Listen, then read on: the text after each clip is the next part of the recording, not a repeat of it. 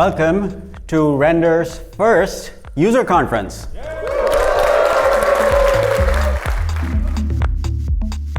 Your agents now have all the necessary context it needs to operate autonomously.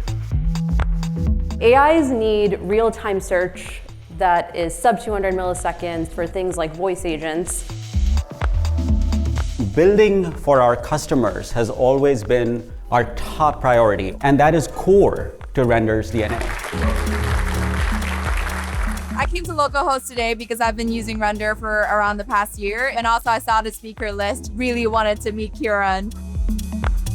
Implementation is getting cheap, but judgment isn't. It's the brain at the start and the brain at the end, and leverage AI in the middle. I came here because I was excited for the hands-on demonstration. We talked about automating pull request review using AI agents. Very happy that I got the chance to learn about all of that in person. When I decided to give an agent tools, I thought about Render to deploy applications in a very simplified way. What I'll take from Render today will be the different ways that people are hoping to use agents, and that's going to really influence how I market my product to people.